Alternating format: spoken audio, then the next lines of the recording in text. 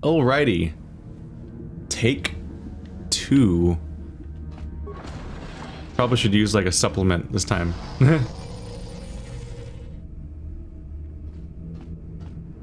On one hand, I like an evolving conversation over the course of a fight, but on the other hand, when you lose the fight and start over, you have to pick all the right dialogue choices again when you're mostly trying to skip through all the dialogue because you're like, oh, this part again. And you like don't want to mess up, but it's like, it's a little awkward. I'll never give up on you, Bastila. Now you must play. I'm going to get you. Even the top level Sith that I'm encountering still haven't mastered the art of being able to multi-target with that spell, which I can do, and I'm not even good at spell casting in this game. Like, that's not even my thing, honestly. Like, if we're being honest. Anyway, chop, chop, chop. Go defense up a bit, then speed up. Howie! I see now why Malak followed you. Blah blah blah, blah blah blah blah. I'm as strong as ever before, fuckface.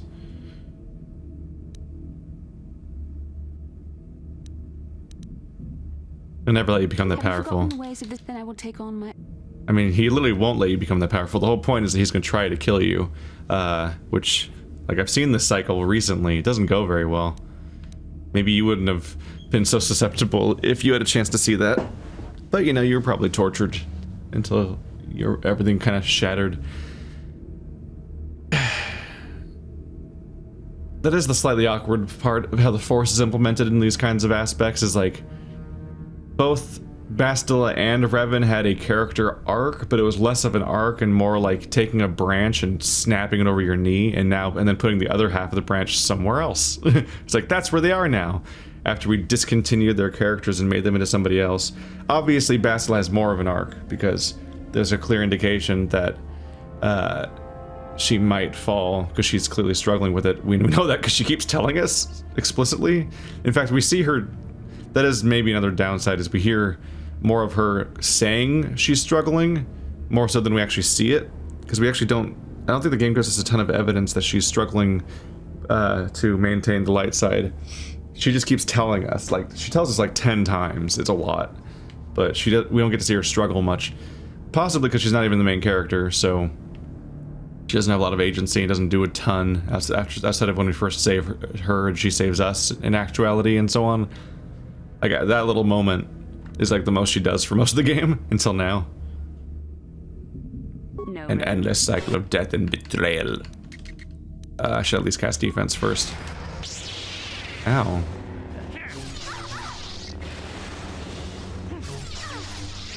These parts of the fight I do a lot of damage.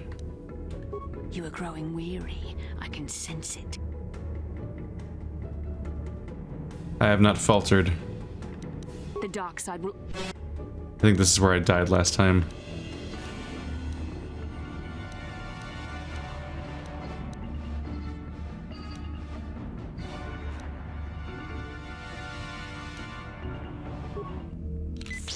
Wow, that's not a very strong heal.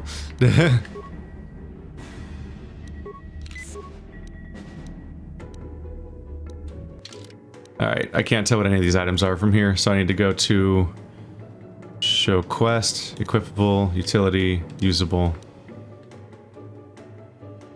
Ooh, adrenal alacrity is 20, is a 4 dexterity is a lot of dexterity, but she's hitting me with force powers right now, which is not great.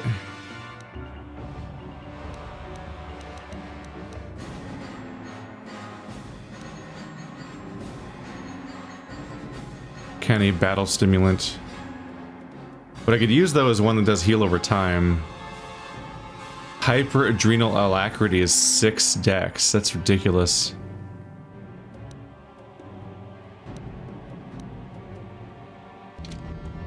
I don't know if any of these heal me over time. They're totally unsorted too. You just kind of have to keep paging through them all.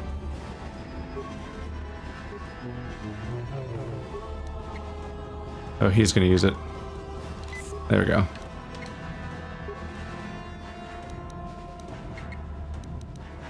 No. We'll see. Ow. Dude. I should have like next level defenses right now. Shit.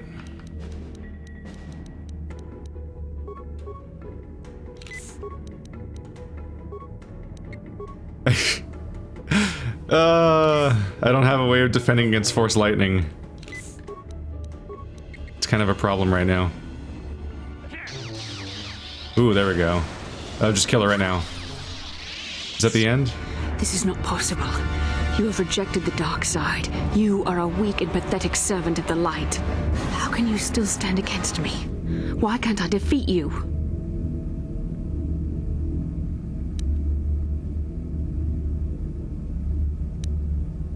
Now you see the dark side is not stronger than the light. Yes, I see you speak the truth. I am no match for you. Please, for the sake of what we once shared, do not make me suffer. End my life quickly. There is no other way. I could never kill you, Bastila. What other choice do you have? I have fallen to the dark side. I am the apprentice to the Dark Lord himself. You cannot let me live.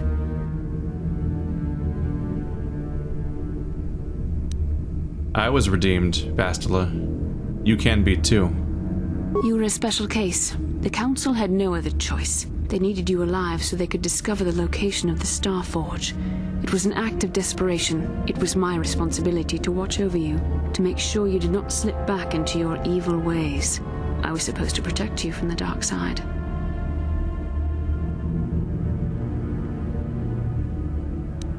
You did more than protect me, Bastila. It's true I possess feelings for you. But was it only an illusion brought about by our bond? And what was the cost? Please, this is too painful. End it now, quickly. There is no other way.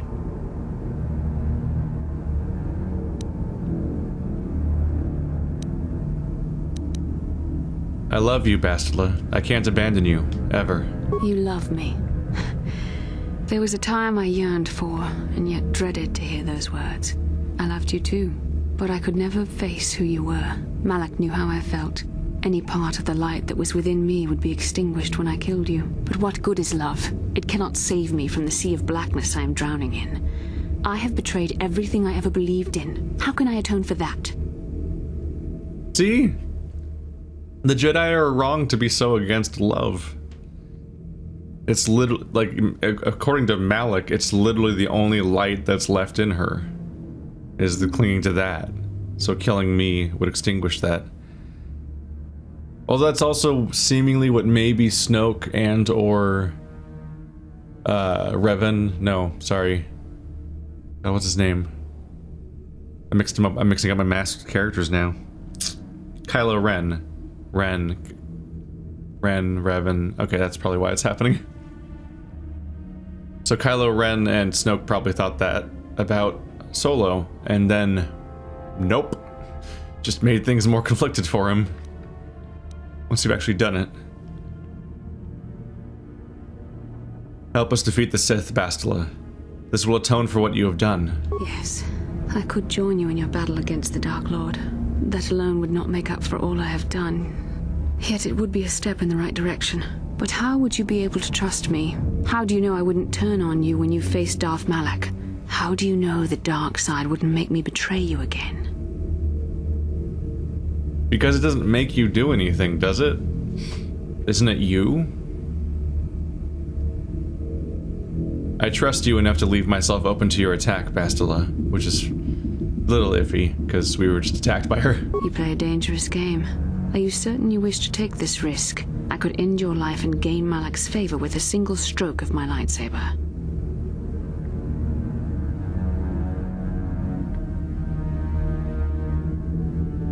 You won't, Bastila, because I love you and I believe in you. You are brave, and some would say foolish. But you are also right.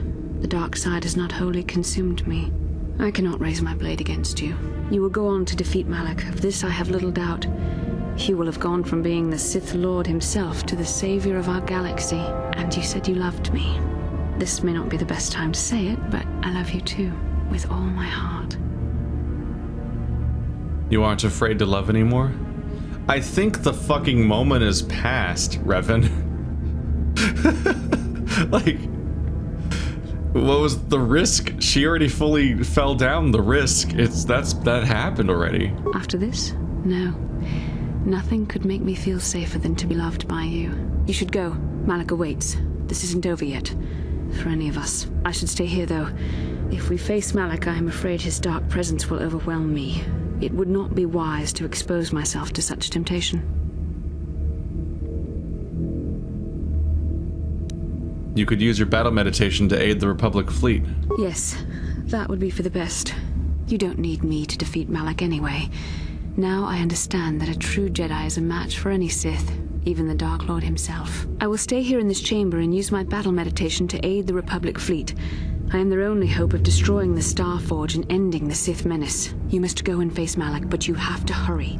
Once I turn the battle in the Republic's favor, we won't have much time to escape the Star Forge before it's destroyed. Good luck, my love, and may the Force be with you.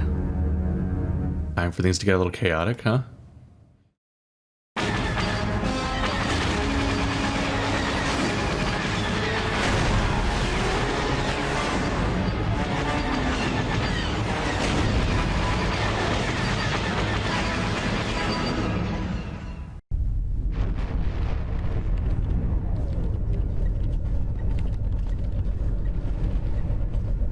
There, a break in the Sith formations. Green Squadron, move in. Green Squadron moving in. Should have tried Rogue Squadron. Or did they go rogue? It's an unfortunate name for a squadron.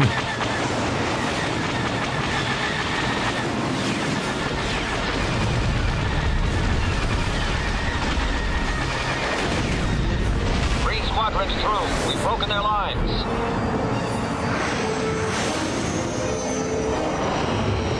Bastila is no longer using her battle meditation against us. The tide has turned. Red Squadron, into the breach.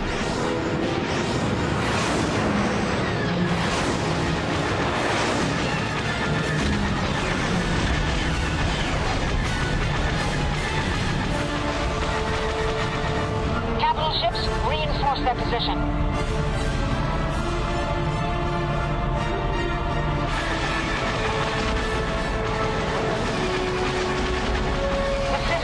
Disarray. Now's our chance. Get that Star Forge with everything we've got.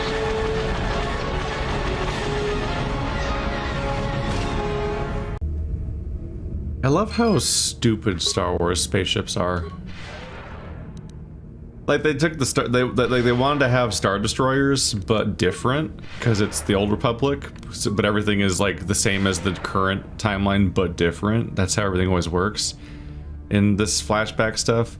So they have Star Destroyers that have like a giant Pac-Man mouth in the front.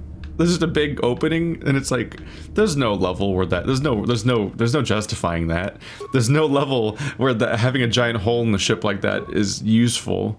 It just makes it a huge pain in the ass to get around in that ship because you have to go around that giant U loop in order to get around. Like what a nightmare! What an absolute nightmare! But they want to look like Star Destroyers, but different, so they did that. And so a lot of the ships are kind of like that, like the Ebon Hawk is the Millennium Falcon and so on, but with a chunk missing out of it. That seems to just be their go-to. I mean, the Millennium Falcon kind of always had like a weird chunk missing out the front a little bit, but the Ebon Hawk has like a big one missing out of it, like its side, but they're both discs. Bastila kind of changed channels pretty quickly there.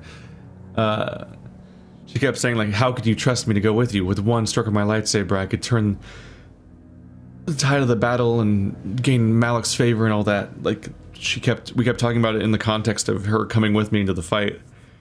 And I kept like pushing to convince her to come with me.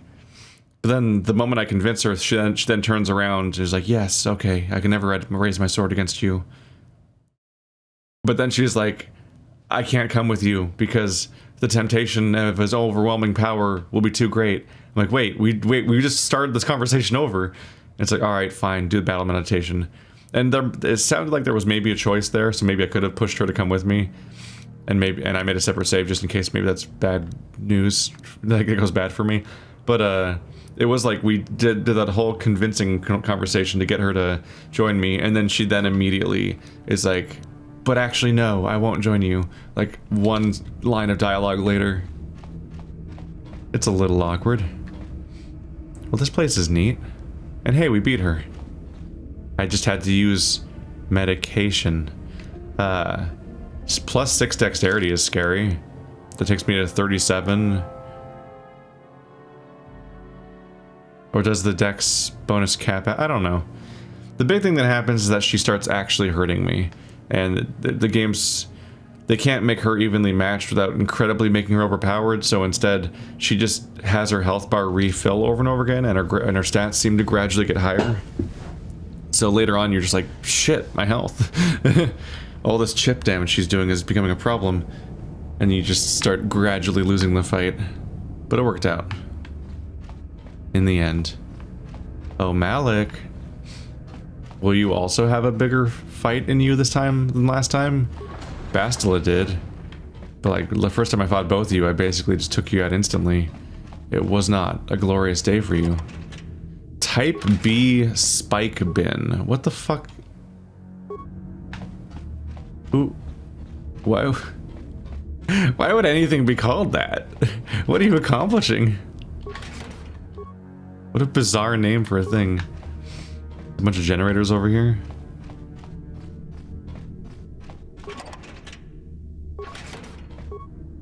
Oopsie.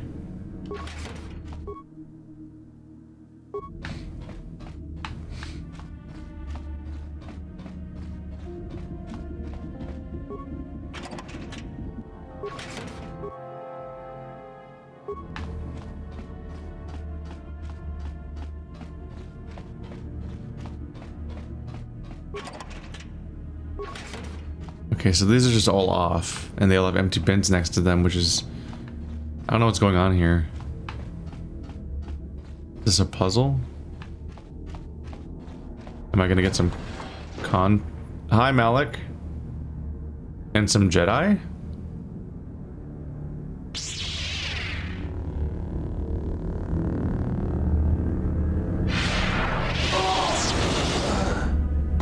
I tire of this game, Revan. You have been a thorn in my side from the moment I seized the mantle of Dark Lord from your feeble grasp. You made a mistake coming here, Revan. The Starforge fuels my command of the dark side. You are no match for me here, and this time you will not escape.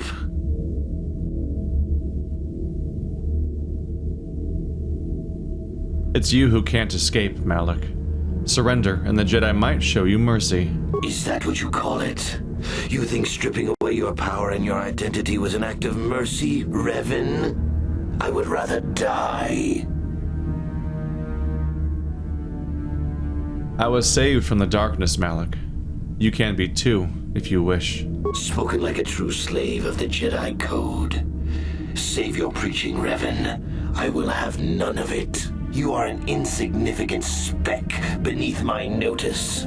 I have surpassed you in every way and accomplished what you never could. I have unleashed the full potential of this Rakatan factory. You had no idea of the power within this place. Its very walls are alive with dark side energies. And now, my old master, I will let the Starforge itself destroy you. Okay, we're not fighting. Gotcha. I was gonna say I was a little distracted. I was like, wasn't there a whole... Oh. I was gonna say there's like a whole room of stuff that was going on around here.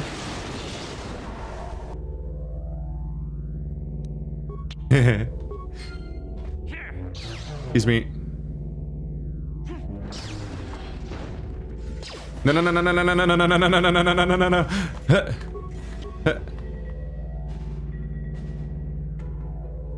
Shit. Did I get away? Nope.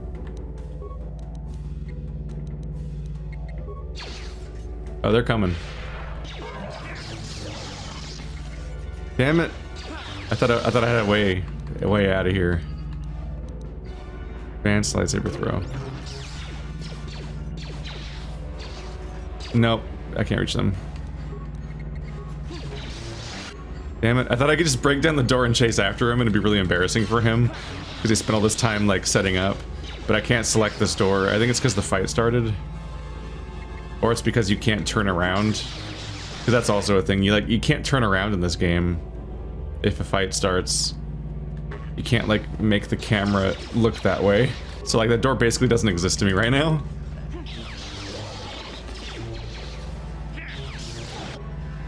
Alright, let's do this. Whee! You guys are very unthreatening. The full power of the Star Forge.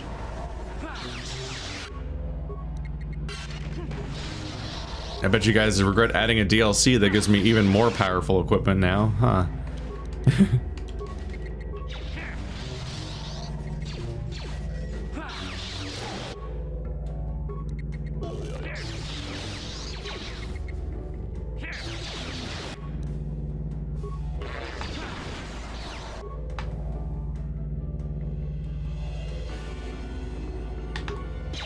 Are you guys just gonna keep spawning or something?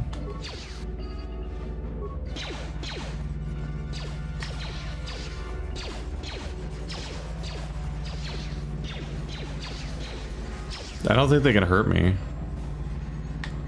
I think my defensive rolls are too strong, so they actually can't hurt me, which is hilarious.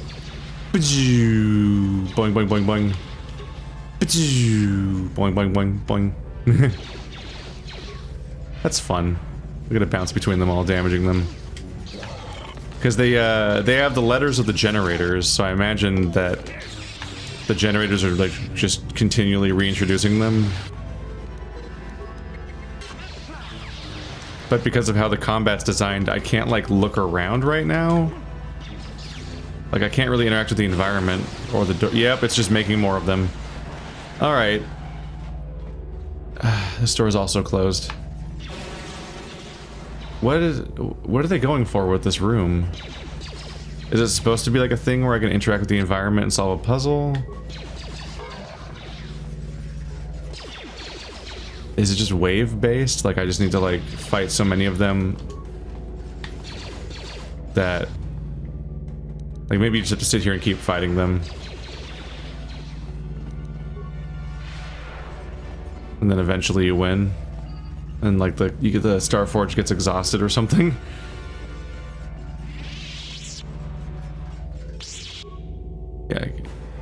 Yeah. Let's do.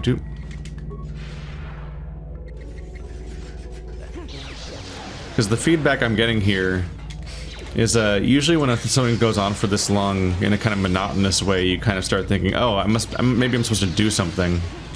As opposed to just fighting. But now I've tried to run around and I can't look at or really interact with any part of the environment. So now I'm like, well, I guess maybe I'm supposed to just fight them. Boom.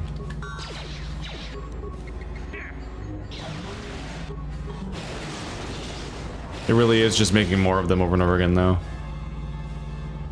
I can't look at the door. I beat the first door down, let me beat the other door down. That's all I want to do.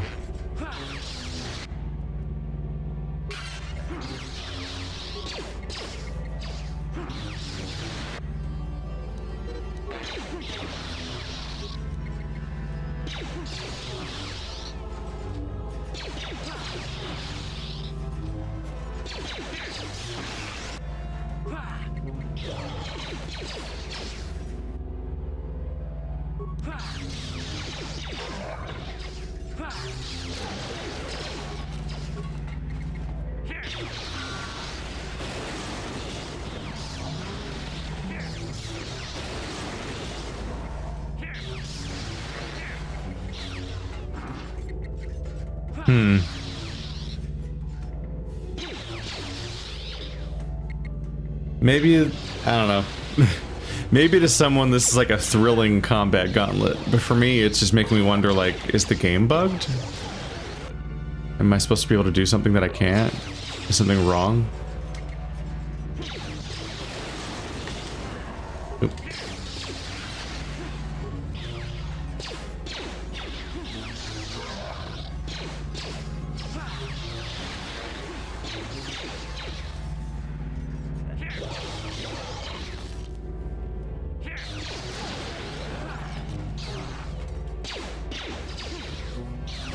I have now stopped pressing buttons. Would he auto attack people? Genuine.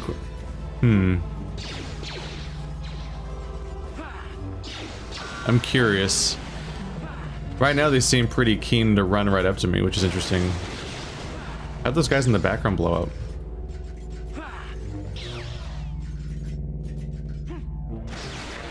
They're really running right up to me and not shooting me, which is weird. They decided to be melee droids. I can't test my theory because they keep running up to me. I was trying to remember, like, would my protagonist, like, run up to them and attack the ones that are shooting me automatically? Because, like, I'm taking so little damage. This combat might be automated enough that I could, like, walk away. Like, go get lunch. Come back in 20 minutes and see if the fight ended yet.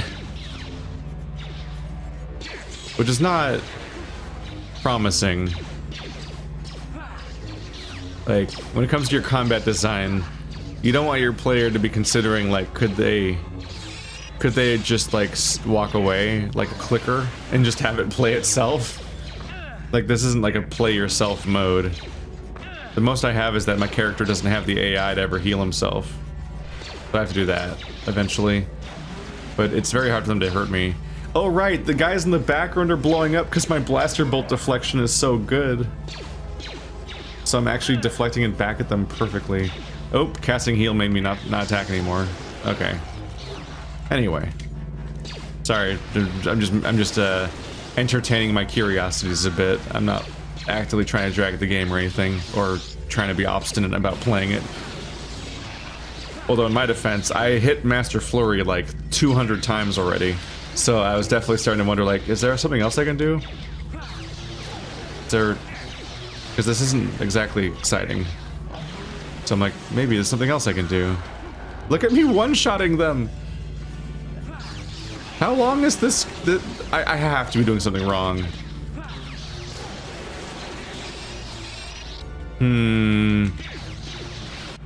We are reaching my look this up threshold where I do online research to figure out if something's wrong.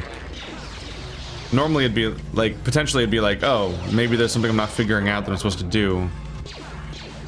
But I've already considered the idea that there might be stuff to do, like interact with the doors, or interact with the generators that were online a minute ago, or like maybe I do what we did on the Sith planet and you put a bomb inside of those little crates and that lets you blow up the generators. Like, I've thought about that. But when I ran up to all those things, I can't interact with them.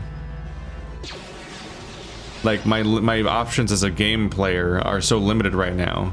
I only can fight the droids. I'm not allowed to interact with anything else. So I'm definitely wondering, like, is something wrong, game? Are you okay? I'm a little worried. I've had to recast these buffs a few times now, because the fight's going for so long.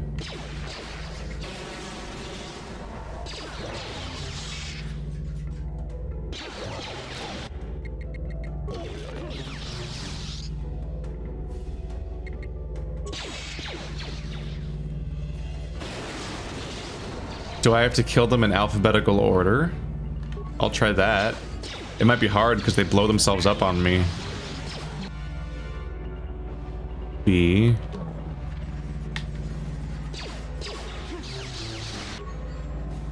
C.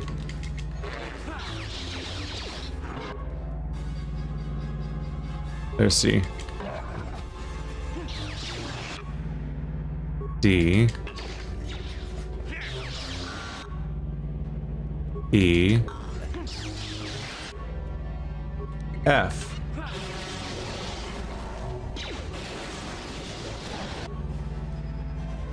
That should be all of them. I don't think I've seen a G. That didn't work. Fuck. Fuck. Fuck. I'm stuck in Vsauce's fucking episode about the Skinner's box, where they just put people in a room with a button and they would like try to figure out how the money comes out. Like there was a slot, and like money would come out of the slot, and people try to figure out like, oh, does opening the door make the money come out? Does pressing the button make the money come out? Does not pressing the button make the money come out? Look, it's glowing. Why is it glowing? Some people thought they had to dance to make money come out. Some people thought that you had to not press the button to make the money come out. but in reality the money just came out of the slot every minute on a timer. But everyone convinced themselves on some level that they figured out what made the money come out, and they all came out, gave explanations for why the money was coming out. Like, that's what I'm doing now. I'm like, what, maybe I can kill them in alphabetical order. They've all got letters for names. That must mean something.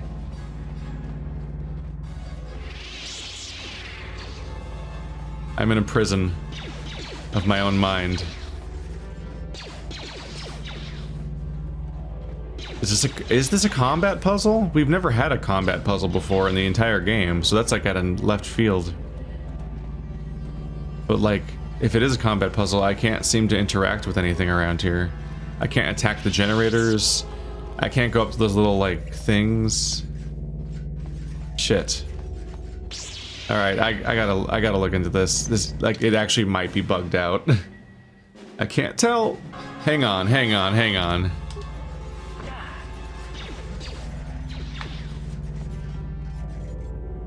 The B button enter. You can press the B button to exit combat. That's been there the whole game, and I've never had a reason to. I think there was a puzzle in that room, but they made the wall destructible, so fuck them, I guess. Oh my god, that whole time I just had to hit B so I could interact with the door. The B button lets you interact with things besides enemies. I had no idea that was in the game mechanically at all. How would you know? Like, maybe there's a tooltip eventually at some point, but like, it doesn't... That's not useful until that room. Weird. Who are those? Are those just more Jedi that are being tortured? Well done, Revan. I was certain the defenses of the Starforge would destroy you. But I see there is more of your old self in you than I expected. You are stronger than I thought. Stronger than you ever were during your reign as the Dark Lord. I did not think that was possible. Well, it's time to rethink your entire fucking ideology then, isn't it? That's embarrassing. The light side is stronger than you know, Malak. I am tempted to try and capture you alive, Revan. Then I could break your will and bind you to me as my apprentice, as I did Bastila. You would be a far greater asset to me than even Bastila and her battle meditation, if I could control you. But is it worth the risk? Perhaps you are too powerful to be my apprentice. I betrayed you when I realized my own strength was greater than yours. In time, you might try to do the same to me.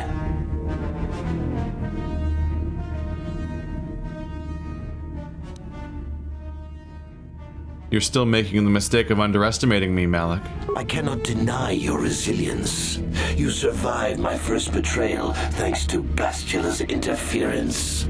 You escaped the destruction of Taris, and you escaped me on the Leviathan. You even survived my attempt to destroy you with the Starforge itself. Fate and destiny have conspired to keep you alive despite all my efforts. We have been inexorably pushed to this final confrontation, Revan. I see now that this can only be settled when one of us destroys the other. Once again, we shall face each other in single combat, and the victor will decide the fate of the galaxy. Why, hello, Revan. How do you do? BRB, casting a couple things. There we go.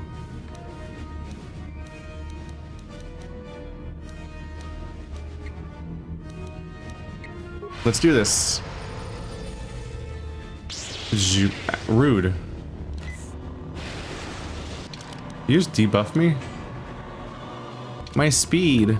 I need my speed. Ow. By the way. 37 dexterity with a plus 13 bonus. 41 defense. Jeez. Is he doing damage over time right now? Oh, fuck. Well, this is rough. Jesus Christ. That seemed a little unfair. 'Fair. Maybe I should just try to blitz him. Just cast speed maybe, and then just start just whacking away. Because he could just attack me through all of my defenses, so this dexterity doesn't seem to matter. Well done, Revan. You are stronger than I am tempted to try. You'll be a far. Perhaps you are too. I cannot deny you even survived. We have been in X once again. Zoom. Save here, maybe? Can I save here? Oh, that's nice. That's better. Skip that fight. Or that conversation. Speed. Chop, chop, chop. Did I cast it? Yes. And maybe I could just wipe him out before he can get... Oh no, this isn't looking great for me.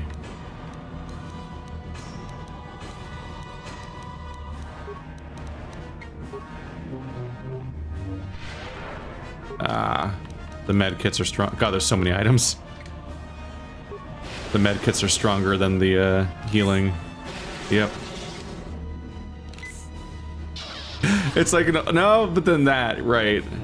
That, yeah, that fucks me. Shit. I'm getting fucked by my lack of force resistance. That's not good. I didn't really know the game was gonna be like, hey, all the final encounters, your party goes away completely. That's kind of a dick move. Because like you tend to build things around the idea that your party members are gonna be there, you know?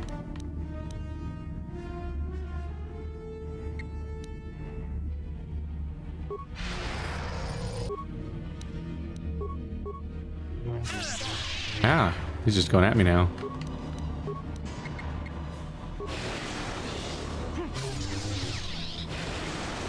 God damn.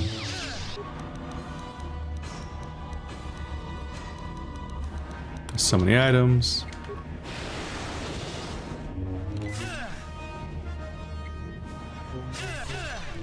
Yeah.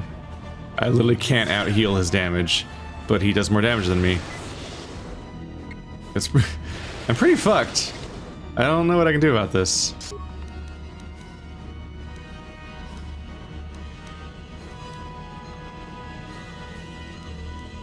A canny battle stimulant.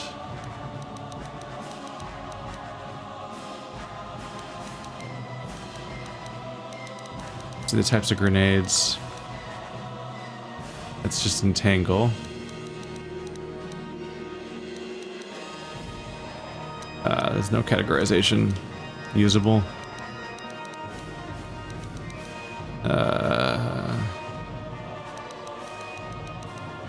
Why are lightsaber crystals in... Oh, I'm not in the usable one yet. I was like, why are lightsaber crystals in this category? That's weird.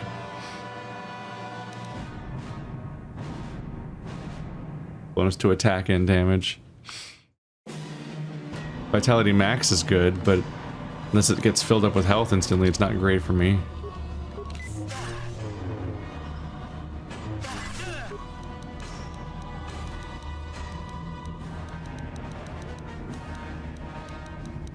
I'm also going to quickly run out of these life support packs, and if he stuns me, the fight just ends anyway. Fuck! Like, he just does so much damage. Oh. You continue to amaze me, Revan. If only you had been the one to uncover the true power of the Starforge, you might have become truly invincible. But you were a fool. All you saw was an enormous factory. All you ever imagined was an infinite fleet rolling forth to crush the Republic. You are blind, Revan. Blind and stupid. Okay, now that we're closer, are you cloning me? Are those clones of me? Oh, but why are they transparent? Are they holo? What's going on here? What are you talking about? The Starforge is more than just a space station. In some ways, it is like a living creature. It hungers, and it can feed on the dark side that is within all of us. Look around you, Revan. See the bodies? You should recognize them from the Academy. These are Jedi who fell when I attacked Tatooine. Oh. For all intents and purposes, dead. Except for one difference. I have not let them become one with the Force. Instead, I have brought them here. The Starforge corrupts what remains of their power and transfers the dark taint to me. Why are you telling me that? You cannot beat me, Revan. Not here on the Starforge. Not when I can draw upon the power of all these Jedi. And once you are beaten, I will do the same to you. You will be trapped in a terrible existence between life and death, your power feeding me as I conquer the galaxy. Well, that's not good. Also pretty awkward how they all look like Revan, because that leads to a much more different interpretation. Why are they transparent? That's weird. Anyway, I might as well save at the beginning of each fight, but I don't think I can... Like, my health is so low, I'm not sure if I can reasonably make use of the fact that I'm here anyway. Excuse me. Do I need to do something with these guys then? Use. Hangs in the grasp of the blah blah blah blah prison. Only by using the power of the Force could you free him now. Power of the Force? Uh-oh. Suppression? Did that work?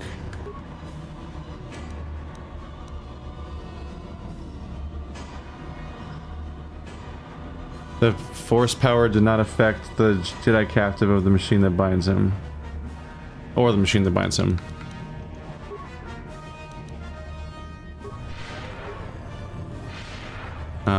This is awkward.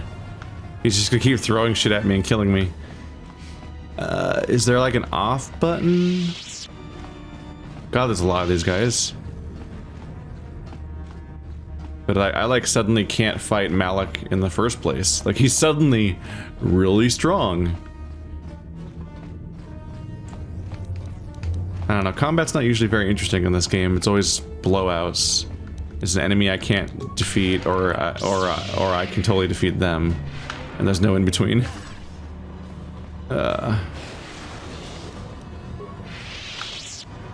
Okay, why didn't it work?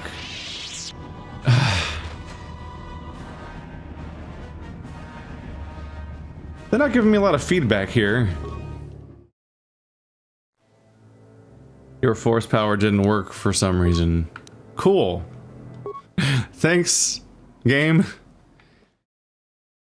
Are you telling me I have to go back? Do I have to go back to an earlier part of the entire playthrough and build my character differently in order to even do this part of the game? Is that what you're implying? Also, he's attacking me the whole time. So that's pretty fucked. Pretty fucked how he's just straight up attacking me the entire time. Can you just like get stasis for a second? No. Alright. This is not a good situation to be in. Shit. I potentially have to do a whole lot of replaying from a much earlier part of the game hours ago if I want to be able to finish this playthrough. Like, I'm potentially very fucked. This is not good news. Oh man, the shield does not defend against the incoming energy damage. And he's stunned me now. Like, that's why I don't invest in Force powers. Because they never fucking land. The enemy just goes, and it doesn't work. My healing is weaker than the damage that's coming in. I don't have a party. I can't interact with any of the stuff around me.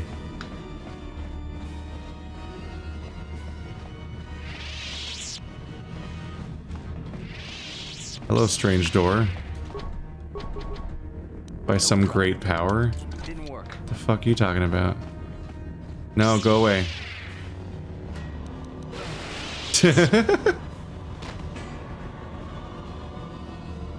All right. Things are not looking good. So, it does appear that I needed to have picked an offensive spell. Pretty much all of which are classified as dark side, in order to be able to attack any of the Jedi corpse batteries that are in the room, basically. I don't know if they just didn't anticipate that a light side Jedi might not have any light side powers, especially, which like they should have definitely anticipated that. Partly because it's a game with a light side, dark side split and all that, and they categorized all the powers based on type, and like, obviously you're at a disadvantage casting dark side spells as a light side Jedi because the effectiveness and efficiency are reduced because of your modifier. But on top of that, the game has a party, and your party members have different abilities, so there's definitely going to be a lot of players. Maybe not a lot, but there's definitely going to be players that specialize in a particular direction with their main character because their party members are good at those things. Like someone like Jolie is better at casting offensive spells because, you know, he's closer to the dark side, and so on. So this is awkward. So I'm a bit worried. I might have to backtrack. But alternatively, the other thing I can do is just kick so much ass that I kill Malak like 8 times. So I'm gonna try that strategy first, because the alternative is to get stomped. So if I defeat Malak enough times, then he'll drain all of the Jedi, and then he'll run out. Meaning, like, obviously this is his big evil plan to be able to beat me, is the fact that he can keep regenerating. And you're supposed to be a clever boy and delete them all one by one, because if you defeat all of these guys, then Malak can't use them as energy, and then you like, aha, you defeated his plan, you foiled it. But nope, I'm gonna have to like forcefully defeat his plan via sheer raw prowess, which we'll see about that. Anyway, so a little force speed might help me get away a little bit, long enough to be able to cast some healing here. The threshold for how long you need to stand still to make that work sometimes is a little iffy. Okay.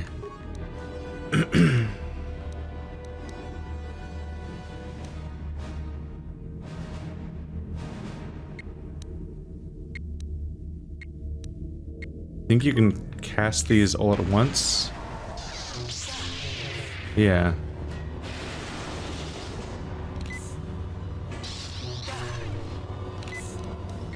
Nope.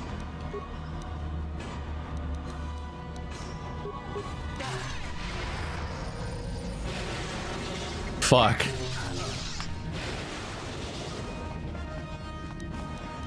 It's so much incoming damage.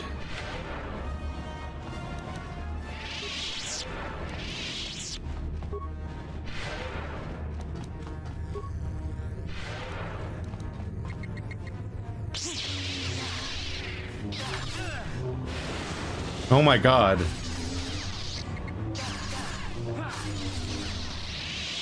All right. One down. I'm not feeling great about my chances right now. Fuck.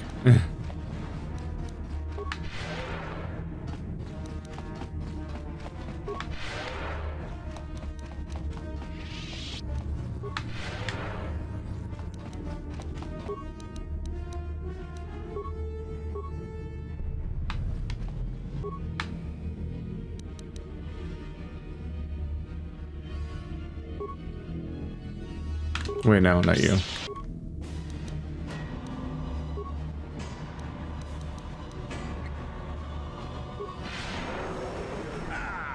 We both just cast on each other? That's kind of funny.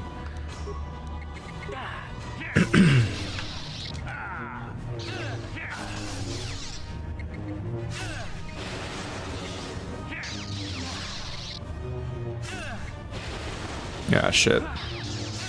That's the. Oh, I got him.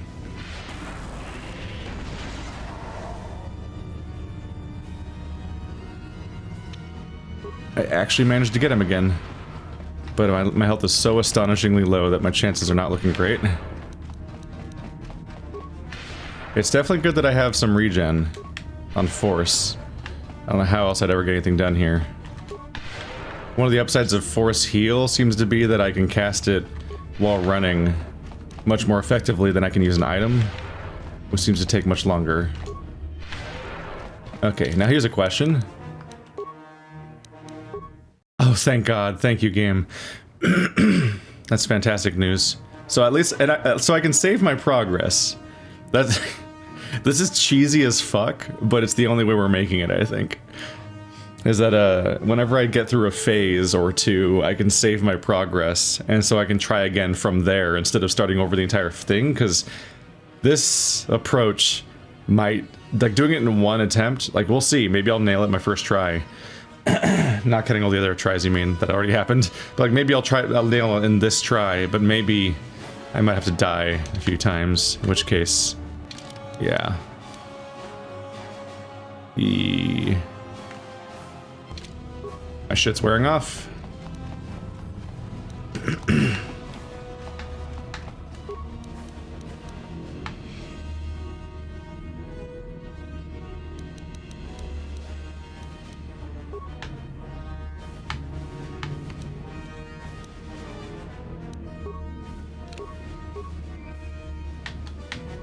Turn around.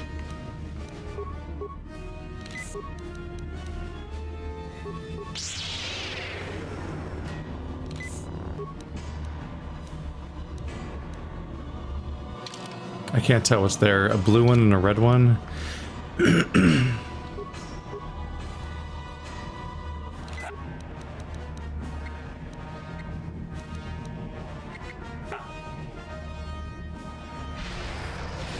Trying here.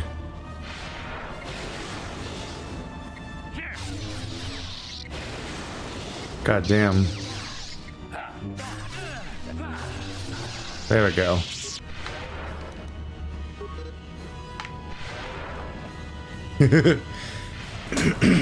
Oh my god, we're making it somewhere. There's even a dedicated cutscene for each of the poor Jedi that get killed. They anticipate, maybe they did anticipate this. Maybe this is the idea that, like, the dark side is quicker, but the light side can be powerful too. Is that here I am as the light side, it's like, this is definitely not quicker. But I can do it, I guess.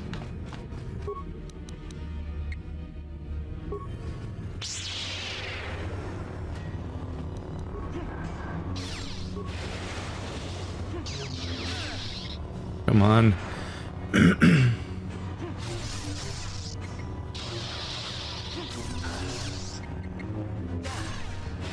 Uh-oh. There we go.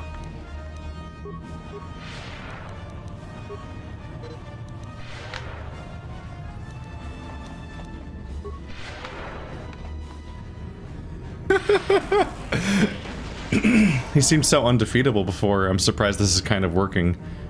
I think this is just how strong stimulants can be at turning things around a bit, giving you some kind of chance. Oopsie. I have to win like 8 times. Where is he?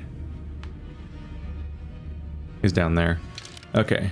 I just did these stimulants like one of the fights ago, so I should be good for now.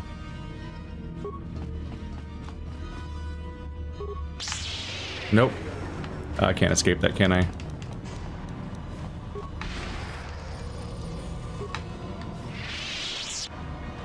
Hi.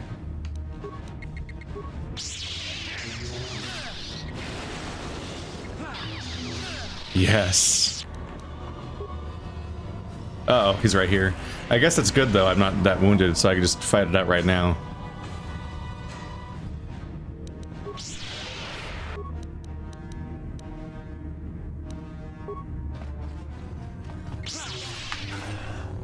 Yes, there's some damage. Oh god, I'm taking damage. All my buffs are gone.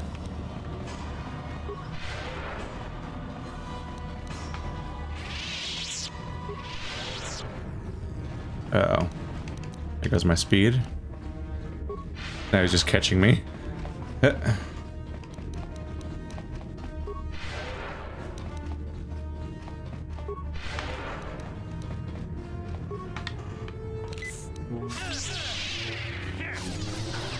we go. Is he just gonna go run right there? No, okay. Blue one is active. Let's save right now. We're making it, kind of. In fact, I haven't died since I started this, funnily enough. Alright, so blue is active, red.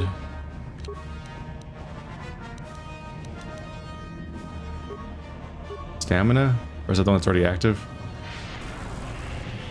It's really unfortunate they all look like me. It seems to be almost an accident. Okay, yeah, I thought the stamina was the one I already did.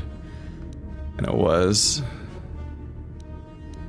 Those icons are so small that I don't know how you could ever keep track of them all. So many stats. They just remove one from me? How dare you?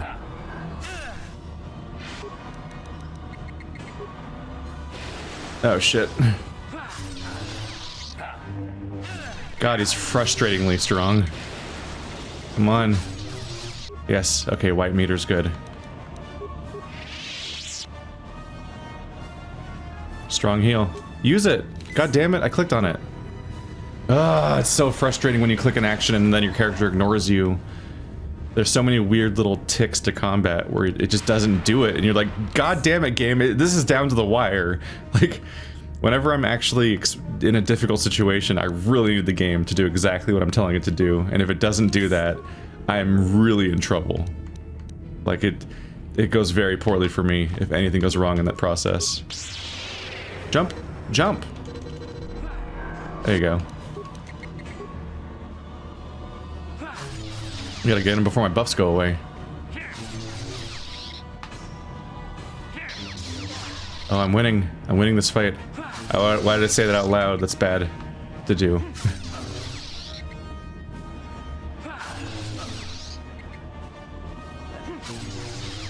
Is that the last one? Hey! Fuck, I did it. Impossible. I cannot be beaten. I am the Dark Lord of the Sith. Is the game over? A few people were saying that I should make sure I have at least 50 hacking items. If something cool could happen or something. Maybe I missed it.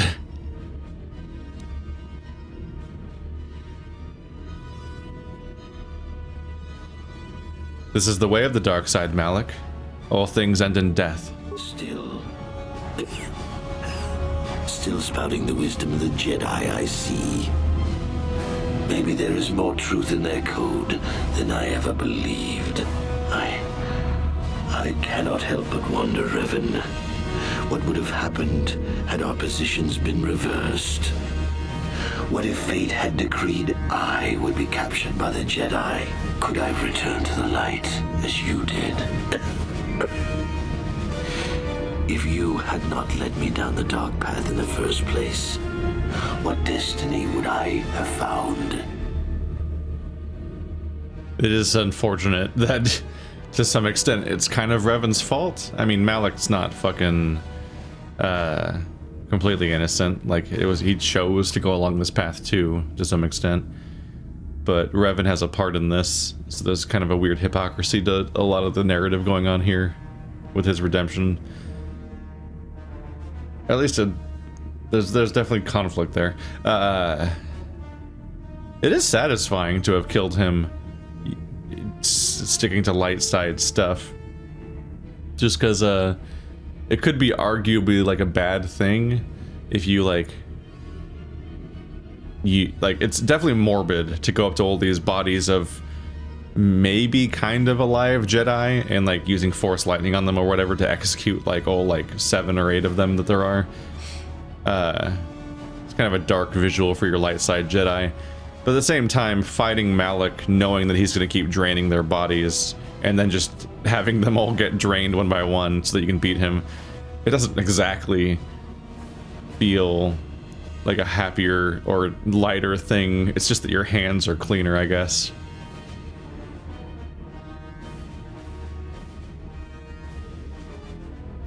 I am sorry I started you on this path, but you chose to continue down it. I suppose you speak the truth. I alone must accept responsibility for my fate. I wanted to be master of the Sith and ruler of the galaxy, but that destiny was not mine, Revan. It might have been yours, perhaps, but never mine.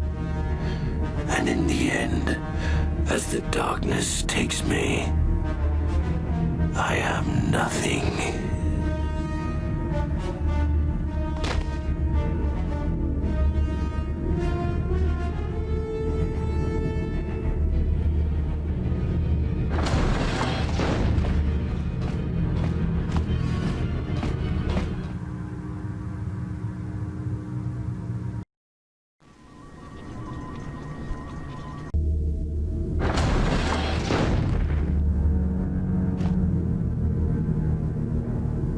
You are? What happened?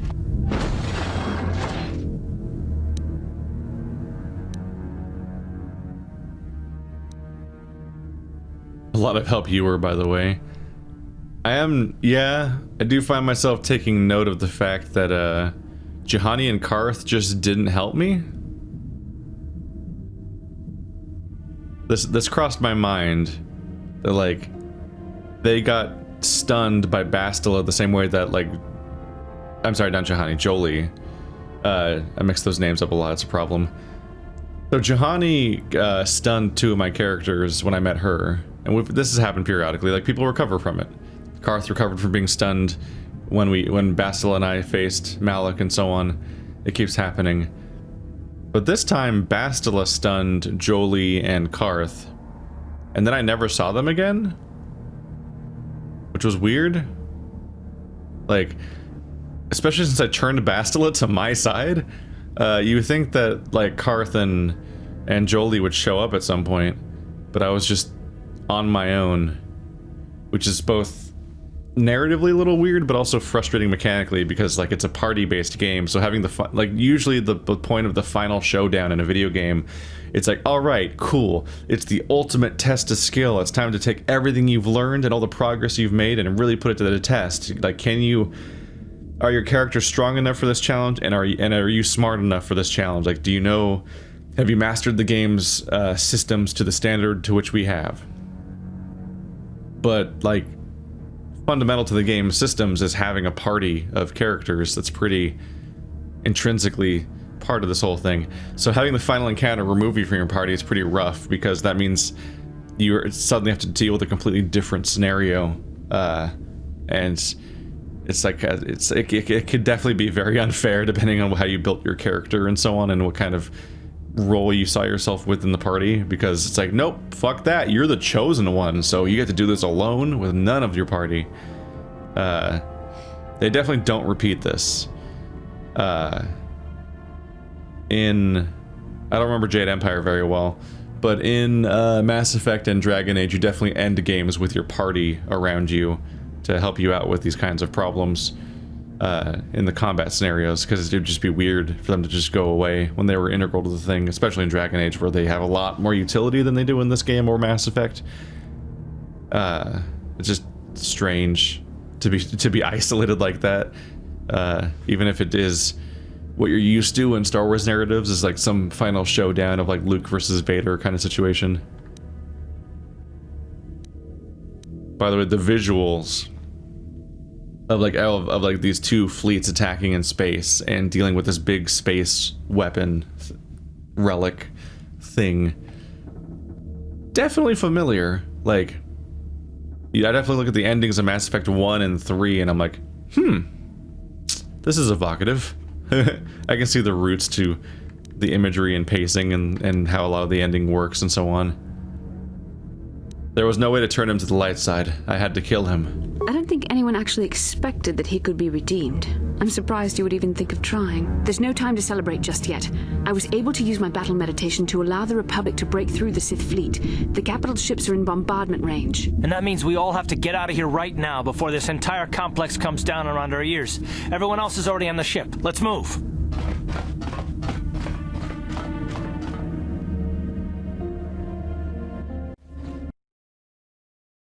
The hardest fight in the game, and they had the freedom of movement to help me, and they all ran the other direction.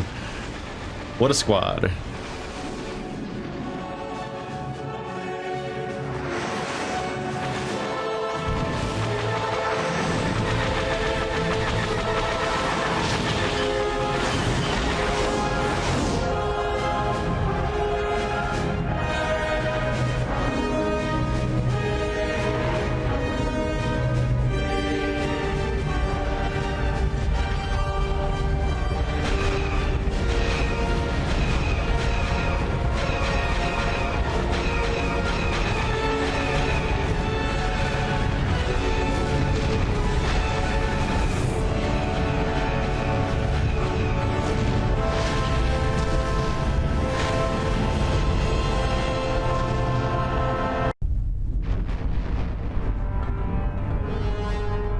Admiral Dodonna, we've hit their main orbital stabilizers. Everyone pull back. I don't want to lose any ships when that space station goes down. We did it, Vandar. The Sith are routed and the Starforge destroyed. But at what cost, Admiral? Where is the Ebon Hawk and her crew? Also the thousands that died. But I guess, yes, the protagonist is important.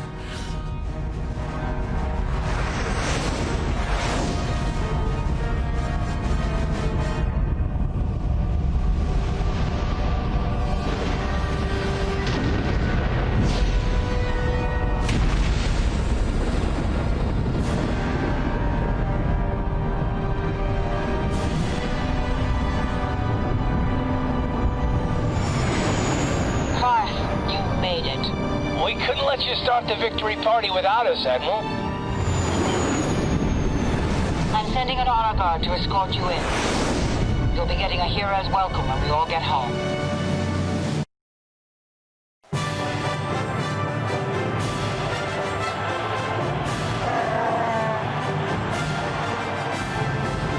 You have defeated Malak, destroyed the Starforge, and broken the spirit of the Sith.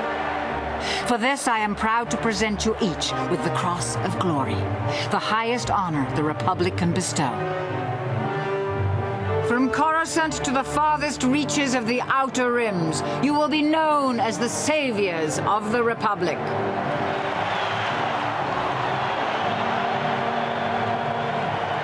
On behalf of the Jedi Council, defenders of the galaxy, and sworn protectors of the Republic, I, too, would like to honor you for your actions. We Jedi now have another tale to weave into the grand history of our eternal order. The redemption of Revan, the prodigal knight.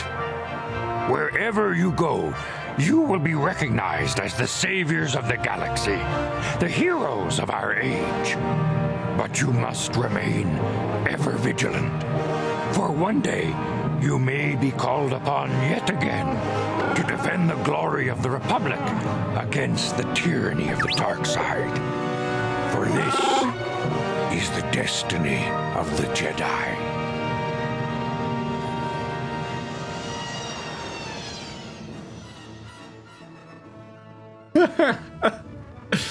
Oh, these poor characters trying to act, but they're Xbox characters. I mean, there definitely was some better animation back in the Xbox days, but this was not unusual necessarily. Like these poor people trying to look normal in this scene. I definitely had a little, when I saw the crowd of repeating people, I definitely had a flashback to like the even more hilariously simple thank you scene at the end of Jet Force Gemini. Like you're also going to like this big hallway where you're become like these decorated heroes, and there's like lines of people that are all just repeating character models. But in that one, it's funny because they're all like off-color, resized versions of your own characters, and they keep switching back and forth between being 2D models and terrible 3D models, based on how far they are from the camera angle, which is funny in particular because well, I think the audience is like alternating men and women, but the distant like 2D image is all men, I think. So the actual roster of the audience keeps changing based on how far the camera away is. Video games are fascinating sometimes, the way they all come together. So there we go. Got to close a loop. I've been doing a lot of loop closing these days. Like finally, I think about some of the stuff I did, like when I a few years ago at this point, I finally went back and finished Deadly Premonition, which is a game that I tried multiple times to do a playthrough of over and over again, and 3 times the playthrough failed for a variety of different reasons. And then I finally went back that one Halloween and went back and like fuck it, I'm gonna have a Deadly Premonition playthrough on my channel, damn it, we're gonna do this. It'll be complete at long last, and it won't be dangling in the back of my head as like a thing that never got finished. There's still plenty of those. Some of them are games I don't intend on going back to because of the way they're organized, necessarily, like Let It Die and Darkest Dungeon and so on, where it's like these games are designed to be played forever. I don't want to. But it's cool to be going back and checking out some of the games I never got to beat as a kid, and like making sure I beat them, which admittedly, I didn't beat most video games as a kid, because I had to share them with my brother, and also because like I didn't necessarily have the attention to always want to go. Even in games I did beat, like Halo 1, I definitely played the earlier missions over and over again, in the later game way less. But yeah, I recently played and beat Jet Force Gemini, which, and like definitely both games, this game and that game, there was reasons I didn't beat it the first time. Jet Force Gemini has the tribal hunt, which is brutal. Like it's relatively straightforward to get to that point, but once you get there, it's a big ask to be able to finish the rest of the game, and it is kind of a step down. There's definitely some more good content to be seen past that point that's worth it along the way, but there's also a lot Darth blah. There's also it's also just a lot of like, this is too much. This is too much to ask of people. This is an unnecessary level of collectathon and it clashes with what the rest of the game was like. And in this game, I had the Karth glitch, which I tried to recreate in that one video that I uploaded, but I couldn't quite do it right, so I just showed somebody else's recreation of it, because it exists, but I think I am playing some kind of updated version that might have fixed it. But patches weren't really a thing I was familiar with getting back then on the original Xbox, if they even existed at all. I wasn't connected to the internet back there. Jennifer Hale played Bastila Shan. I don't know if I actually noticed that. Maybe I should have. She was doing a voice. I mean, yeah, voice actress, but I mean, like she was doing like an accent. But that's my favorite Commander Shepard. And also a lot of other roles. She's very prolific to this day. There's a bunch of people. As far as where I left off though, honestly, I wasn't missing a ton if we get down to it. Like the fact that I got to the twist and that the Karth glitch happens after the twist means that you get most of the experience of KOTOR at that point, both in runtime and in like how many tricks it has left to show you. Because the only thing left after that is the fact that Bastila is turned to the dark side, which mostly just means you fight her a couple of times and then she turns back to the light side. Or, you know, if you're dark side, you might kill her and so on, I imagine. But you could pretty much extrapolate that was going to be how, yeah, like once you get to the Revan twist, you could pretty much predict how the rest of the narrative is going to go based on just how Star Wars tends to go, because it's a pretty by the numbers Star Wars story. Definitely the most surprising things about this game are one, playing a normal, quote unquote normal character who then turns out to be a Jedi, and like having that transformation, which there are definitely are other games that do that too, but then having like the identity trick, like the Vader identity trick, but like it's like next level because this time the Vader identity trick is that you're Vader. Oh my god, like that's definitely a fun twist. And like the game flaunted some of the clues it gave me when that twist happened, but then I edited in some of the ones I was making note of along the way, because there was moments throughout this playthrough where I was like, because I knew the twist this time around, but I was carefully trying not to spoil it along the way. And when I was playing through the game, I kept having moments where I was just like, oh, they sure said that. Oh, okay. And there's definitely some big slip-ups along the way where certain characters very nearly just give away that you're Revan, which might have been enough to even have some people realize they were Revan when they played it for the first time. But I was very carefully not calling attention to those along the way. Like when I say that I was going, I was definitely doing that internally. I wasn't even vocalizing vague responses. Because sometimes YouTube comments don't understand that, seemingly. Like, if somebody says something and the thing they're like if you're watching a Let's Play and you know that it's a blind Let's Play and you know that they read the comments and whatnot, you should never take something that somebody says that is like ironic because it has something to do with the twist later or whatever, and then like quote them and then like leave an emoticon or something that's like somebody with like their eye, that one with like the little like that one oval-shaped head with like that wide eyes and the little like curvy nose that people do is like a little like eye expression of like side eye, like knowing look. Like anything that if you leave any comments that's along the lines of like that thing he said, like like, you know, all those knowing glances in the forms of comments, like the creator you're commenting on can see those comments and it's not clever or subtle, so the fact that you're calling attention to that thing they said in that way is just telling them that, oh, that's going to be the twist. Like, you're just spoiling it without saying the exact words, but like there's no other interpretation of those kinds of comments other than, oh, that's the thing that's, all right, well, that means that I said the thing. So like, definitely, for the love of God, stop making those kinds of comments. This is just kind of a side thing. It's just a thing I notice periodically, and sometimes I see certain comments and I just have to like pretend that I didn't, essentially, because people are just so bad at not spoiling things that even when they're quote unquote not spoiling things, they're spoiling things because they're like being wink wink nudge nudge about a quote that somebody says just gives away that that's the thing that's going to happen. Like when somebody makes like a vague offhand thing that sounds like a prediction, for example, like you're just giving away the story. You should definitely, like, don't do that and call out people who do that. Not like, don't be a dick about it, but tell them that, like, dude, you're just actually spoiling it. Like, everyone knows what this comment means. But anyway, this was informative coming back to this game. It's definitely, it's neat to relearn some characters, in particular because Jolie is probably the best character in the game, and I didn't remember he existed. So having a relatively strong BioWare character be reintroduced into my mind as on my roster of memorable, cool characters that they have is good.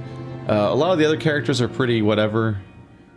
There's some characters like Mission that I just kind of like, but I think they're underutilized. There's a lot of the game that's like underrealized, and some of its glitches and some of its other bummers. Like, I've gone to great lengths at this point discussing Juhani's broken-ass quest line and how it's so broken that it breaks other people's quest lines, and like this game's actually really bug-riddled, which I guess I shouldn't be that surprised, because it's infamously my playthrough died because of a bug, but I didn't remember any other bugs in my memory being a part of the whole thing, so it was surprising to see just how much bug there was everywhere. And there's some real problems here and there, but also a lot of the while some of them are interesting, like Bastila's mother being like, oh, this is actually an insight into her character, and that's neat. The companion quests are usually too brief and underdeveloped for a lot of the characters, so they're a little disappointing. And the level of detail the characters have is all over the place. When I say underrealized, I talk about how like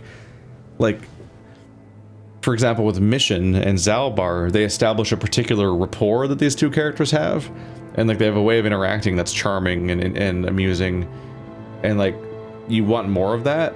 So it serves its purpose for you wanting to save Zalbar when Zalbar gets kidnapped and you're going with Mission to help save him, but then they join your party and that entire dynamic goes away for the rest of the game. Like, Zalbar and Mission don't even hang out in the same room on the Ebon Hawk for some reason, and they basically never talk to each other again. And that's very strange. Meanwhile, Zalbar pledges a Wookiee debt to you, a life debt, but it doesn't necessarily matter that much. I mean, it's the reason why he's there, but I'm like, it doesn't get interrogated that much, and Zalbar doesn't get much more character development via the interactions because he refuses to talk to you about who he is as a person and his history and stuff like throughout the entire game you can get no dialogue out of him until you get to Kashyyyk, and then you spend Kashyyyk kind of dealing with him more directly. So in that way he has the best companion quest out of all the companion quests because he has a whole planet. But even that, you're like, it still seems a little underrealized. Like, I don't have the best read on Zalbar's personality after all that, because his planet is all plot as opposed to character development so much. So like, he's in a plot and he's important in that plot, even though he sits out most of it too, which is a little and then yeah, like there's parts that are just a bummer. Like, he seems to think Chundar has a point. Like, Chundar is apparently convincing him of his side, but they just say that in a sentence. He's just like, I don't know, he's been saying things and they're starting to make sense, but we never get to learn what Chundar was saying, and everything we hear from that Chundar says is like fucking like villainous shit. Like, he's horrible.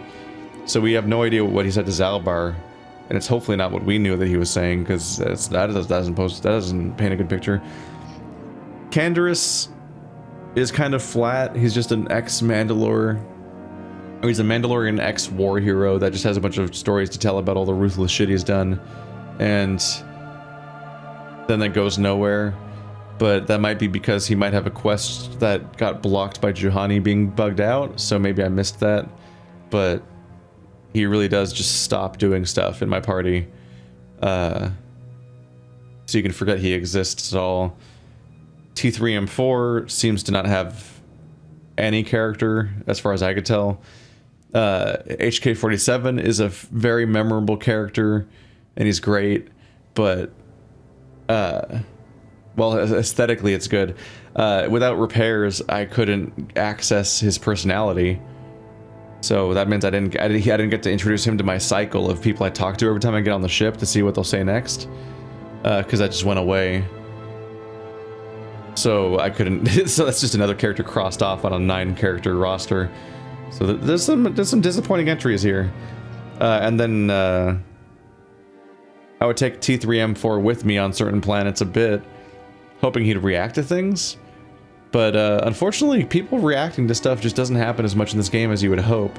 I feel like it happens more in a KOTOR 2, but it might just be that one character that's judging you the entire game. You know, the most important companion in the game. It might be that character that's just saying stuff constantly and commenting on things. But yeah, HK47 has a really strong personality, so you want him to be reacting to everything all the time. So it's really disappointing when you take him with you for entire storylines and he just doesn't react to anything, and you're like, oh, just some missed opportunities here. Juhani has a full storyline in our background, but it's buggy and skips stages sometimes, and you don't always get all of it, and that's unfortunate.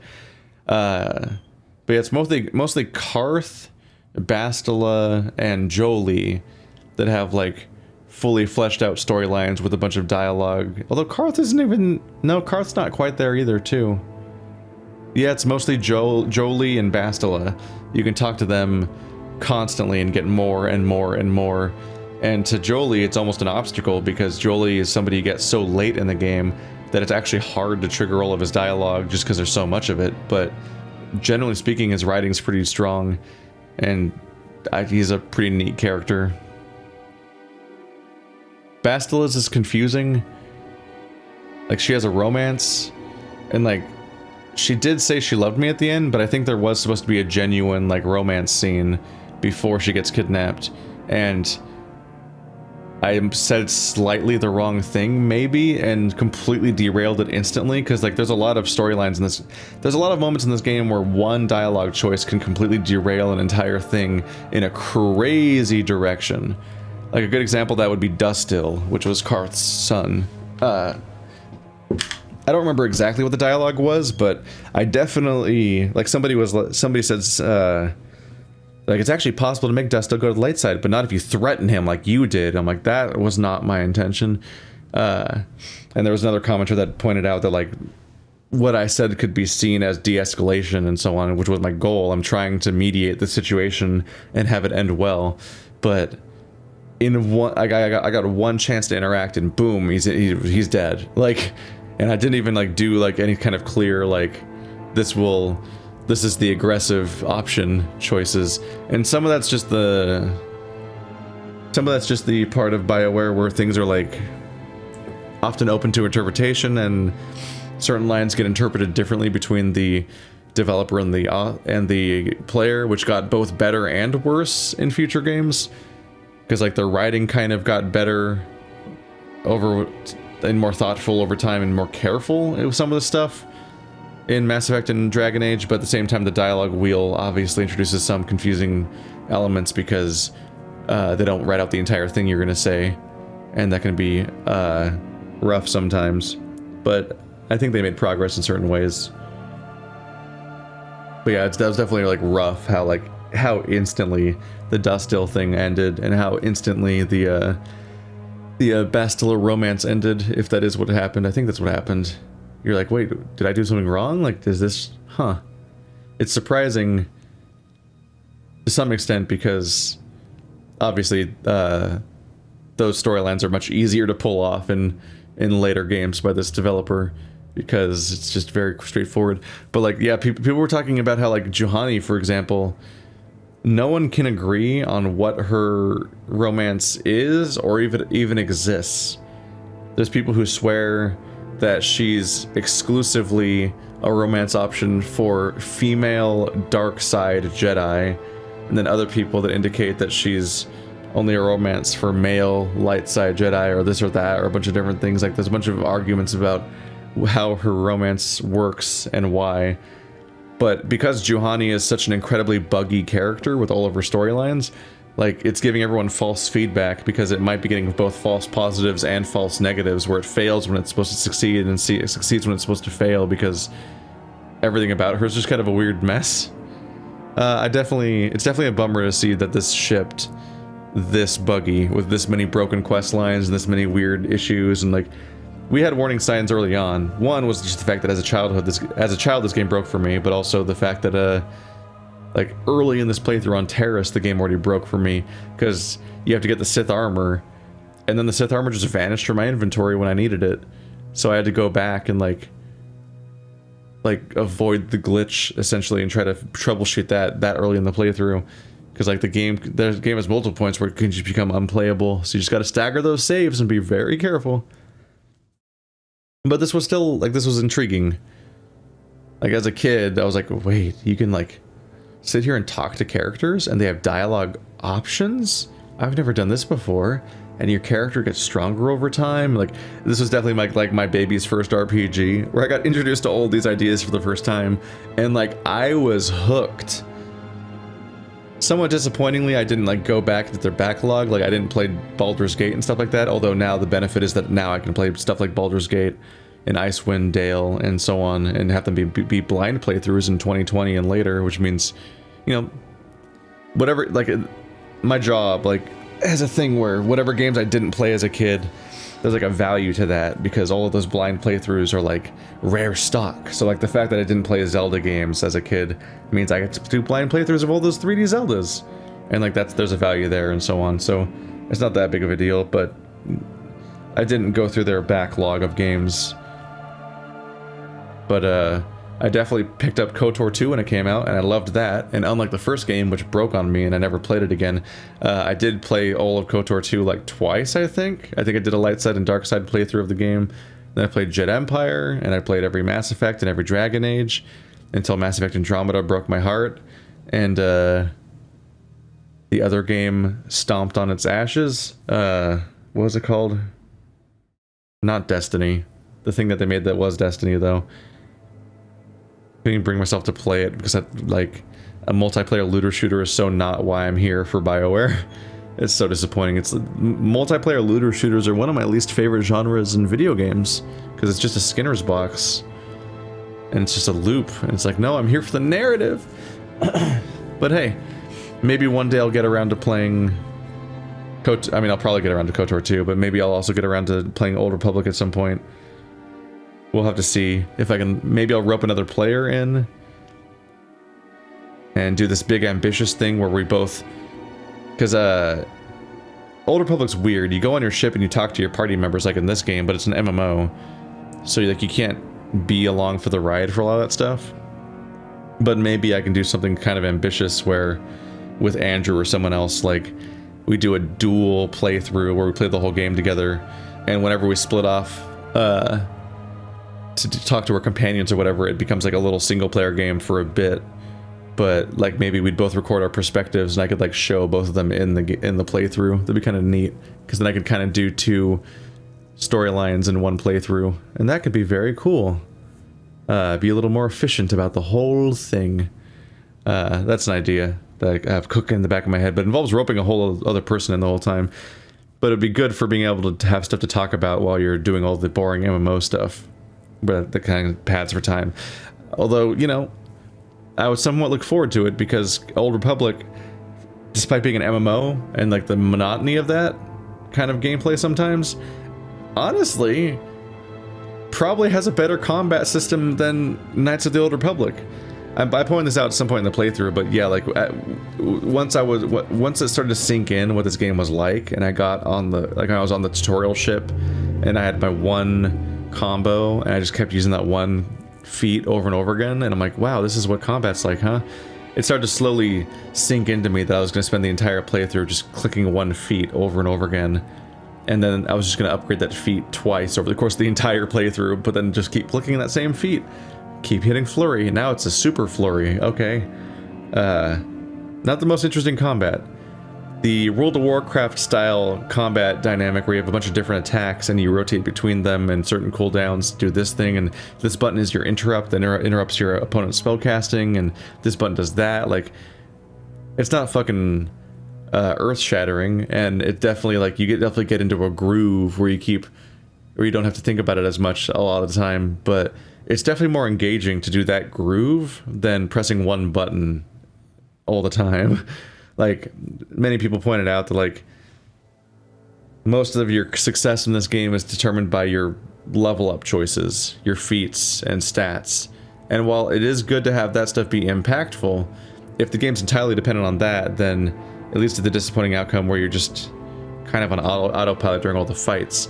And, like, the fights are a lot of the game. So if you're not doing interesting things, then that's rough. It's also rough because if you hit a dead end, you might not have a lot of solutions for said dead end. I definitely had to worm my way out, and I think to some extent those were kind of highlights of the playthrough, is when I had to worm my way out of how trapped I was with difficult situations with Calo Nord and Malak. But at the same time, it's definitely frustrating when you look at your party members like Karth and Canderous and Mission and Zalbar, and you're like, alright, you guys, you're not Jedi, so you have no utility. Like, they didn't give those characters anything. Like, I promise you, when I play Old Republic, like, because it's based so heavily on the World of Warcraft formula in particular, like, all of those different classes you can play as, they fit roles, and those roles are valuable, and everyone has a thing to do. Whereas in this game, to some extent, you can kind of just phase out those characters because they just aren't really valuable. Because like someone like Karth, he just shoots guns. And so, like, all he can do is, like, I have a gun shooting ability that makes the crit better, and I have a gun shooting ability that makes the damage better, and I have a gun shooting ability that makes me shoot an extra shot. And that's it. And, like, those are just 3 different forms of risk reward where your attack is slightly more effective, but at a cost of you either lose defense or you lose hit chance or something. So there's just a risk reward of like this might pay off and make me win the battle faster, but also might suffer and make me pay consequences for using this ability. But that's it. Like, they don't have crowd control. Like, scoundrels don't use like smoke bombs or some shit to like affect the enemy's accuracy, and they don't like stun people to make them vulnerable to enemy attacks. Like melee specialists, besides Canderous, who has it built into his character regardless, it's not part of his class, but like tanks don't have any kind of ability to draw aggro. Like, your frontline can't really particularly force people to fight them instead of the ranged people, and he also like they don't have damage mitigation, like special talents to help avoid like they don't have damage cooldowns they can use to like soak incoming damage or heal over time or anything. Like, there just aren't like roles in this game. So the Jedi are just better as far as I can tell, because the Jedi have an entire separate tree of spellcasting basically, and that's where all the special tricks are, like the ability to crowd control somebody by making them be stuck in a tornado or stunned, or the ability to specifically attack droids with a special anti-droid ability, or the ability to do area of effect attacks that are based on lightning or lightsaber damage. Like, they have so many tricks up their sleeves, but only them. So out of all your party members, especially by the end when you lose one of them, the only party members that can help you do special tricks are Juhani and Jolie, and everybody else just gets to kind of sit there unless they want to use consumables like droid arms or grenades, and that's like it. That's just kind of rough. Like, that's just doesn't give them a lot to do. So it means you're going to be stuck in a split a lot of the time, it seems like, where you're either going to steamroll through the entire game, in which case you're not being that challenged because like you don't have to make interesting choices during combat. You're kind of just autopiloting through it because your stats are better and you're just going to win, which is what a lot of the game was for me. Or you'll eventually hit roadblocks and you'll have to solve your way of like, how do I beat this guy? We can't beat him. But like, it's not like, oh, I'll try a new strategy with these abilities I have. Like, in Dragon Age, if you hit a roadblock, you start looking at your character's abilities. You're like, okay, Morrigan is a shapeshifter, and Liliana is a rogue, and like that character's a healer, and there's like a few tricks I can do here and there. Like, what can I change about the abilities I'm choosing to use? Like, can I intentionally open with like a crowd control ability and see if I can make some luck there? Like that kind of utility just doesn't exist.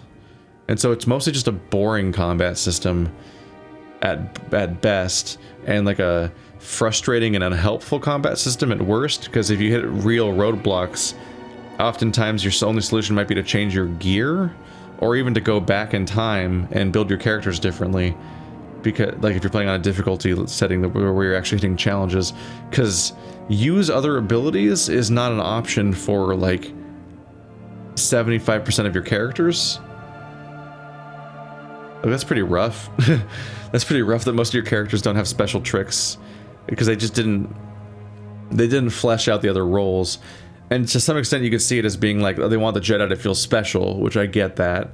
But at the same time, like, if you make this Jedi feel too special, then you're just going to make a situation where the player doesn't want to use anyone besides the Jedi, which, you know, is true. Generally speaking, I don't have a lot of reason to use anyone who isn't a Jedi, because the Jedi are so powerful. And you might be able to build Canderous in a certain way where he becomes so powerful that he is useful all the way through to the end of the game. But it won't be in an interesting way, and that's my issue. Is that Canderous, for example, if you built him as like a super ultra melee warrior with stacked strength and his health regen that's built into his character because he heals over time automatically, stuff like that, sure, he might be effective, but at best he's still just gonna like essentially just be running up to people and whacking them and not making any choices. he'll either be doing auto attack or you'll be having him use the one feat you've decided to make his character be built around, like power attack or flurry or something. And then that's it. That's all he does. He's a bot, basically, that just does one thing the whole game. And like, that's just... like, I can see why this was my starting point for in my intro for RPGs, but going past this, it's definitely very disappointing. This is a level of complexity that is, like during combat, the combat complexity of your allies is less advanced than Mass Effect. And that's rough, especially since Mass Effect is also like a shooter.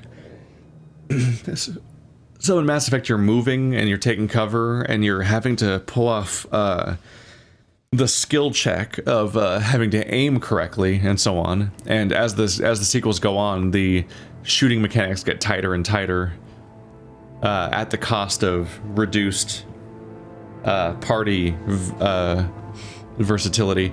In Mass Effect 1, you can you have full control of every ability that all your party members have at all times via the pause wheel, which is similar-ish to the pause in this game. In Mass Effect 2, they simplified to just being able to have one hotkey for each of them, which is really disappointing. It's a bummer that game's often seen as the best one. It definitely does a lot of stuff right. It's a good game. I like all 3 Mass Effect games, but the combat's a step down. Then Mass Effect 3 starts introducing combos and gives you a different health bar, a bunch of different health bars that are vulnerable to specific types of abilities, and that was definitely getting more interesting again. But it's still pretty streamlined and pretty simple. But even in Mass Effect 2 and 3, when you have very little control over what your party members are doing, and then of course in Andromeda you straight up can't control them anymore because the game's garbage. All you can do is tell them where to stand, which is fucking embarrassing step down. That's weird. But even in Mass Effect 3, which is a game that you don't even think of as having that much of RPG combat necessarily, like that's definitely in a different spectrum of the RPG landscape, that still had more versatility and interesting stuff going on than this game in your average fight as far as party members go. Because yeah, like Karth just exists, and like that's just So like, is Star Wars Knights of the Republic a classic? Sure, but has it aged well? I don't know, man. It's definitely memorable, and sometimes that's enough. Like just having just being memorable for this or that reason, like a cool twist, a nice aesthetic, being a comfortable glove for people to go back into and being formative in their childhood and so on. Like, definitely that has value on its own right. But are its mechanics and narrative really like up to snuff by the standards of BioWare games or even RPGs as a whole? That's debatable. It also might be overshadowed by its sequel, which is funny how that keeps happening, where Obsidian like comes swooping in and makes a sequel to somebody else's franchise, in the case of KOTOR 2 and Fallout New Vegas. And it's like seen as being the big classic that overshadows the franchise that it was an entry in, which is always funny. But also they have a reputation of being buggy. And like it's, oh man, these Obsidian games are so buggy, somebody has to save them. But I'm like, really? Because Fallout 3 was buggy as shit. And as we've seen here, KOTOR is very buggy too, so I don't know, maybe I'll get slapped in the face and see that they're worse when I go in again. But it kind of feels like maybe there's a stink on the game because it's known as being not the original developer. Because I think that sometimes maybe one developer gets more credit and more benefit of the doubt to some extent because they're the people that made the franchise in the first place, or are the current franchise people in the case of Fallout, because they didn't make Fallout, but they when they made Fallout 3, that was the current Fallout, was Bethesda. So maybe when somebody else comes in, it's like, we're gonna make a game, it's like some other studio is gonna handle it for like a kind of a spin-off or whatever.